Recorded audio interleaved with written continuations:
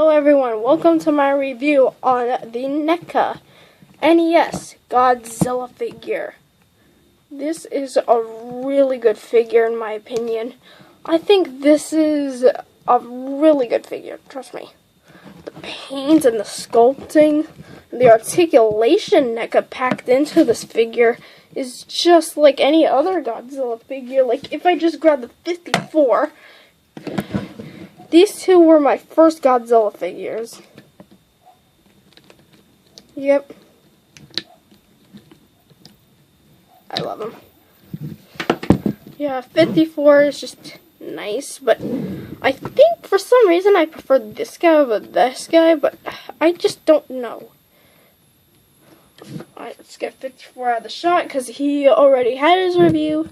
Alright, so for details, he's just a standard Godzilla painted blue. Like there's pixel painted on, pixels everywhere, just everywhere.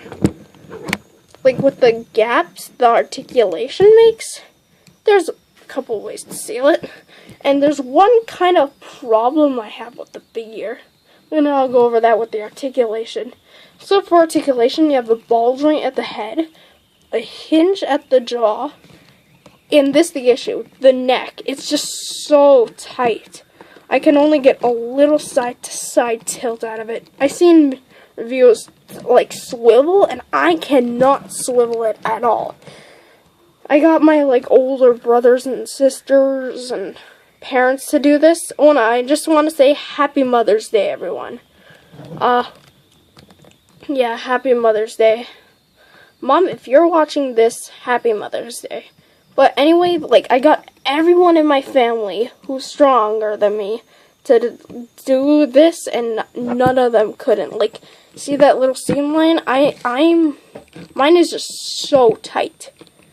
I can only get a little side. Alright, so you got a ball jointed shoulder. You got a ball joint here at the elbow. You got a ball joint at the wrist with a really good motion. You got a really nice ball joint at the waist, so you can get a nice little semi-crunch. The spines are rubberized. I love that. I think if Monster Arts did one of these, I'd say they would go for a different design, not a repaint, and just to make these things so solid that the articulation would just not be able to be like this. That's awesome. So there's a ball joint in the hips, ball joint at the knee, and a ball joint at the foot.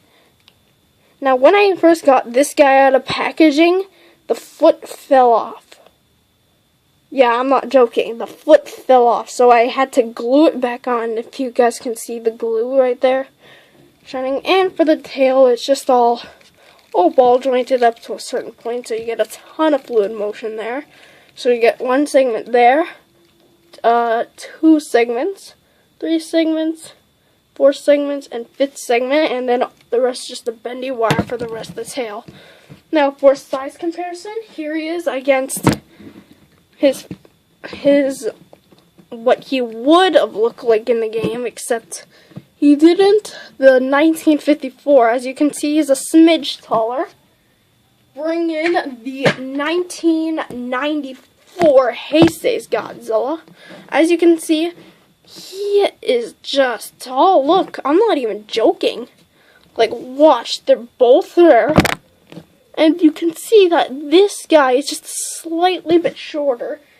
And I bet 2014 might be even shorter. I bet. Alright, let me just get into his good stance. Yeah, look at that.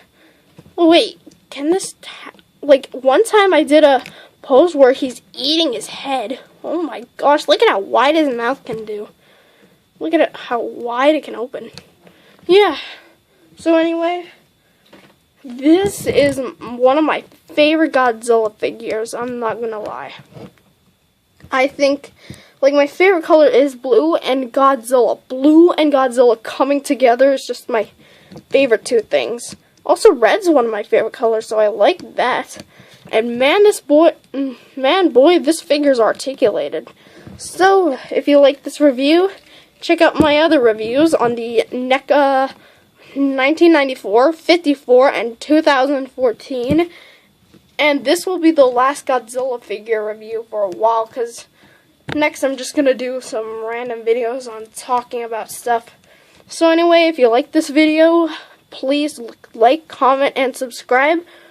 And see you tomorrow, because I got a little surprise for you. Bye!